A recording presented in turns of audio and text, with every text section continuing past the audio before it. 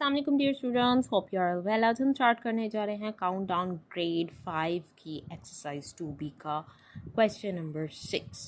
ठीक है, इसकी स्टेटमेंट है using division method find the HCF of the following number. सबसे पहले हमने प्राइम फैक्टराइजेशन यूज़ की थी HCF को फाइंड आउट करने के लिए। अब हमें डिवीजन मेथड को यूज़ करना है, ठीक है, HCF फाइंड आउट करने के लिए। ठीक है, तो चलिए स्टार्ट करते हैं जी। तो इसको हम कहते हैं प्राइम फैक्टराइजेशन HCF की।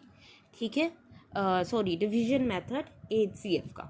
ठीक है, सबसे पहले क्या है हमारे पास 39, 93 एंड 54। तो इसको हम डिवीजन के साथ ही करेंगे, डिवाइड करके ही। ठीक है, सबसे पहले मैंने क्या किया है कि बड़ी वैल्यू ली है 93। अंदर आप हमेशा बड़ी वैल्यू ही रखेंगे और बाहर की वैल्यू जो है वो आपके पास छोटी होगी। तो मैंने ये दो फर्स्ट वैल्यूज़ फ़िलहाल ली हैं। ठीक है, 93 लिखा है और 39 बाहर लिखा है। ठीक है, इस तरीके से सॉल्व करेंगे। 54 को हम बाद में सॉल्व करेंगे। ठीक है, 39 टू द 78, इन दोनों को हमने कर दिया माइनस और यहाँ पे आ गया 15। अब HCF में जब हम डिवीजन रूल को फाइंड आउट करें तो हमने क्या करना है, जब तक यहाँ पे रिमाइंडर में आपके पास ज़ीरो नहीं आ जाता आपका क्वेश्चन यूं ही चलता चला जाएगा। ठीक है, जिस तरीके से यहाँ पे मैंने मेथड लिखा है आपने भी इसी मेथड के साथ ही इसको सॉल्व करना है। इसी तरीके से HCF सॉल्व होता है। ठीक है, अब करना क्या है, जब आपके पास यहाँ पे 15 आ जाएगा, ज़ीरो नहीं आया, तो आपने ये इस डिवाइज़र को यहाँ 39 पे लेना है। यहाँ पे डिवाइज़र को यहाँ पे लिख देना और 15 यहाँ चला जाएगा। यानी कि बड़ी वैल्यू हमारे पास अंदर आनी चाहिए और छोटी वैल्यू बाहर है। ठीक है, क्या आया अब आपके पास 15 टू द 30, यहाँ से 9 माइनस हो गया। अगेन अभी आपके पास ज़ीरो रिमाइंडर नहीं आया है, दोबारा यहाँ से डिवाइज़र लेंगे और यहाँ इसके अंदर लिख देंगे। तो क्या आ जाएगा आपके पास 15, 9 1 द 9, 6 आंसर आ गया एंड देन 9 आ गया, फिर 6 1 द 6, फिर 3 आ गया आपके पास। इन दोनों को माइनस करने के बाद अगेन ये 6 लेकर इसका डिवाइज़र लेकर यहाँ पे अंदर लिख देंगे। 3 टू द 6 और यहाँ पे आपके पास क्या आ गया, रिमाइंडर 0। यानी कि ये दो वैल्यूज़ हमारी कम्प्लीटली सॉल्व हो गई हैं। ठीक है, तो HCF हमारे पास यहाँ पे क्या आया, 3। ठीक है, इस 3 ने ये दोनों वैल्यूज़ को सॉल्व कर दिया है। तो हमारे पास अब क्या बचा था ऊपर क्वेश्चन में, 54। ठीक है ना, 54 यहाँ पे बचा था, हमने उसको हमने नीचे लिख लेना। ठीक है, और जिस वैल्यू के साथ आपकी पहली वैल्यू कम्प्लीटली सॉल्व हो गई यानी कि 3, उसके साथ ही इसको भी डिवाइड करेंगे।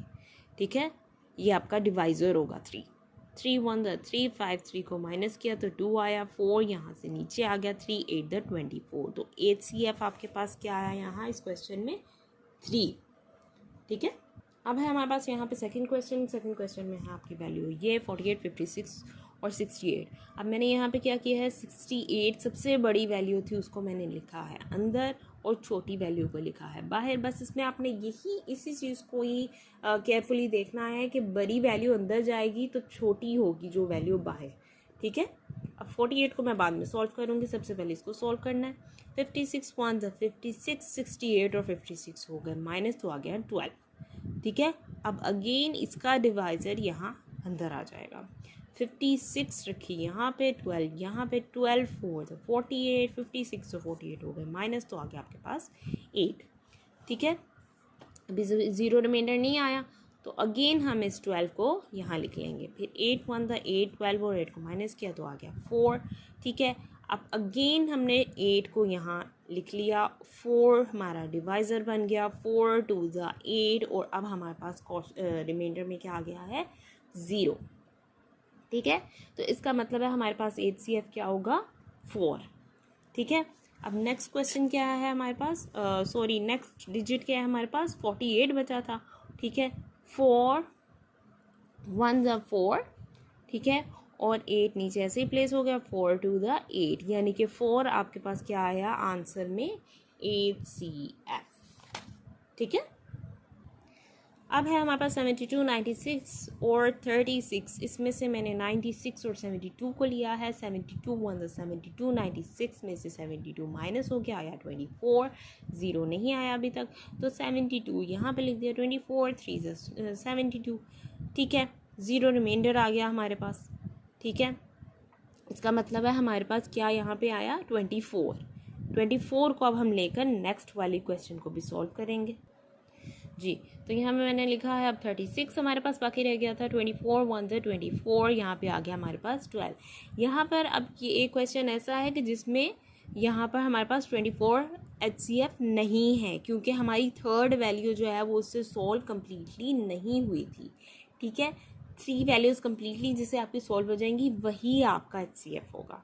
तो यहाँ पे 12 से सॉल्व हुई है हमारी वैल्यू, ठीक है ना। 24 को यहाँ रखा, 12 2 ज़ा 24। जब तक ज़ीरो रिमाइंडर नहीं आ जाएगा 2 वैल्यूज़ में या एक वैल्यू में भी, तब तक हमारा ये क्वेश्चन चलता चला जाएगा। और जैसे ही ज़ीरो रिमाइंडर आ जाएगा लास्ट पर, जिससे भी आपका क्वेश्चन जो है वो कम्प्लीटली सॉल्व हो चुका होगा, वो आपका HCF होगा।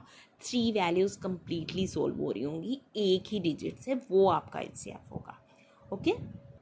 अब है हमारे पास क्वेश्चन नंबर डी। 40 52 एंड 76 रखा था, 52 बाहर, इसको डिवाइड किया, माइनस किया, 24 आया, अगेन 52 यहाँ आ गया, 2 से मैंने इसको डिवाइड किया, 48 आ गया। यहाँ पे आंसर में मेरे पास आया 4 6 24 कम्प्लीटली डिवाइड हो गया, ठीक है। ज़ीरो रिमाइंडर आ गया। नेक्स्ट में हमारे पास क्या बचा, सिर्फ 40।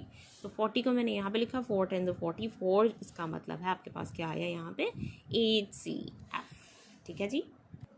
अब है मेरे पास last question of this part. 35 42 and 77 है। यहाँ पे 42 और 35 को मैंने रखा है, बड़ी वैल्यू अंदर छोटी वैल्यू बाहर, हमेशा याद रखना है।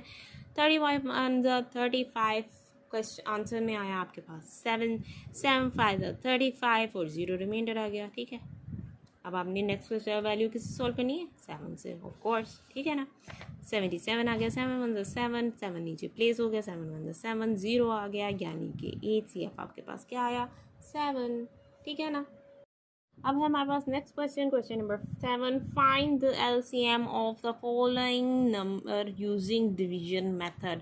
अच्छा, कुछ बुक्स में यहाँ पर डिवीजन मेथड की बजाय प्राइम फैक्टराइजेशन लिखा हुआ है, LCM को प्राइम फैक्टराइजेशन से करना है, लेकिन मैं आपको ये बताती चलूँ कि डिवीजन मेथड से अगर करेंगे या प्राइम फैक्टराइजेशन से भी आप कर लेंगे, आंसर आपके डिफरेंट ही आ रहे हैं। लेकिन पीछे इस बुक में भी और दूसरी बुक में भी जिसमें प्राइम फैक्टराइजेशन लिखा हुआ है, आंसर सही नहीं है, ठीक है। अब मेरी बुक के थ्रू यहाँ पे डिवीजन मेथड लिखा हुआ है, तो मैं डिवीजन मेथड से ही सॉल्व करूँगी। आप देख लें आपकी प्राइम फैक्टराइजेशन लिखा तो उससे सॉल्व कर सकते हैं। आंसर दोनों के ही सही नहीं आ रहे पीछे, ठीक है, ना प्राइम फैक्टराइजेशन का ना डिवीजन मेथड के, ठीक है जी। तो यहाँ पर अब मेरे पास क्या है कि डिवीजन मेथड के साथ मैंने सॉल्व करना था, इसलिए मैं इन तीनों वैल्यूज़ को इकट्ठे सॉल्व करूँगी। डिवीजन मेथड का मतलब यही है कि LCM को इकट्ठे सॉल्व किया जाए, लेकिन अगर प्राइम फैक्टराइजेशन आता है तो उसमें हम अलग अलग सॉल्व करते हैं LCM लेने के लिए, ठीक है, अलग अलग सॉल्व करते हैं। लेकिन डिवीजन मेथड में इकट्ठे तीनों वैल्यूज़ को रख के उसका LCM लिया जाता है, ठीक है।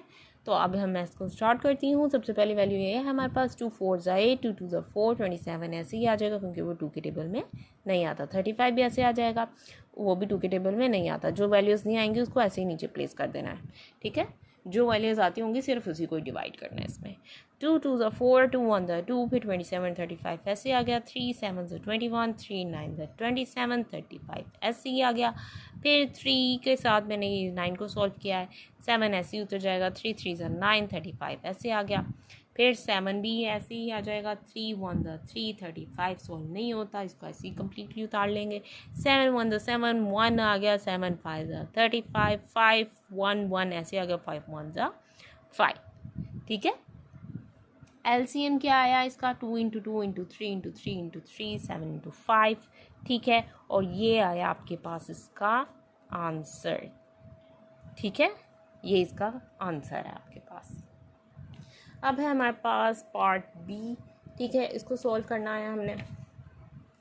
क्या है 14 15 एंड 28, 2 7 14 15 ऐसे आ गया। 2 1 2 2 4 8, फिर 7 1 7 15 नीचे आ जाएगा। 7 2 14, 2 के ऊपर किया 1 ऐसे ही आ जाएगा। 15 नहीं जाता, ऐसे ही आ गया। 2 1 2, 3 1 ऐसे ही आ गया। 3 5 15 1 ऐसे ही आ जाएगा। 5 1 यहाँ पे प्लेस हो गया। 5 1 5 एंड 5 नीचे आ गया।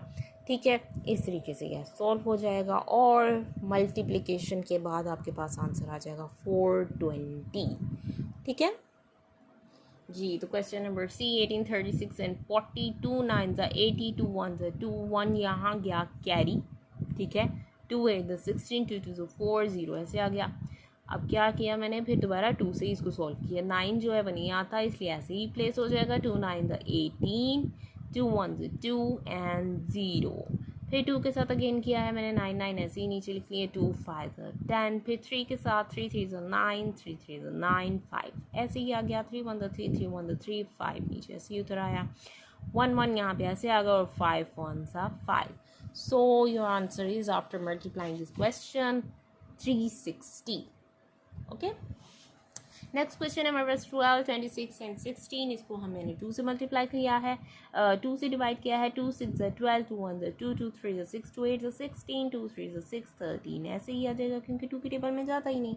2 4 8 3 1 3 13। ठीक है, 4 ऐसे ही आ जाएगा क्योंकि वो 3 के टेबल में नहीं आता। ठीक है, फिर उसके बाद 2 से किया है, 1 आ गया, 13 आ गया, 2 2 4, फिर अगेन 1 आ गया, 13 आ गया, 2 1 2 और 13 किसी टेबल में नहीं जाता। ठीक है, अपने ही टेबल में, 1 के टेबल में, तो 3 और 13 1 तो 13 आ गया। ठीक है, अब मैंने इसको क्या कर दिया, यहाँ से मल्टीप्लाई किया। मल्टीप्लाई करने के बाद हमारे पास आंसर क्या आया, 624। ठीक है जी। Now time to solve the last question of this part, 39 81 and 65। इसको मैंने सबसे पहले 3 के साथ सॉल्व किया है। 3 1 3 3 3 9 3 2 6 2 यहाँ कैरी चला गया। 3 7 21। 65 तो जाता ही नहीं है, इसलिए इसको नीचे ऐसे ही प्लेस कर लेंगे। ठीक है, नो प्रॉब्लम। 31 13 27 को नीचे ऐसे ही लिख लिया। 13 के टेबल में 65 जाता है 5 पर। ठीक है, हमने इसको यहाँ पे डिवाइड कर दिया है एंड देन 3 के साथ इसको सॉल्व किया है। 1 ऐसे आ गया। 3 9 27, 5 भी ऐसे ही आ जाएगा। फिर 1 ऐसे प्लेस हो गया। 3 9 3 3 9 5 नीचे आ गया। 3 1 3 5 नीचे आ गया। फिर 5 1 5 1 1 वैसे ही नीचे आ जाएंगे। ठीक है, अब क्या किया, फिर मैंने इसको मल्टीप्लाई कर लिया। सारे मल्टीपल्स नीचे लिखने के बाद मल्टीप्लाई किया और मल्टीप्लाई करने के बाद मेरे पास आंसर आया ये। ठीक है, 15,795। ठीक है, आई होप आप लोगों को समझ आ गई होगी। इंशाल्लाह फिर मिलेंगे नेक्स्ट वीडियो में। टिल देन गुड बाय, अल्लाह हाफिज़।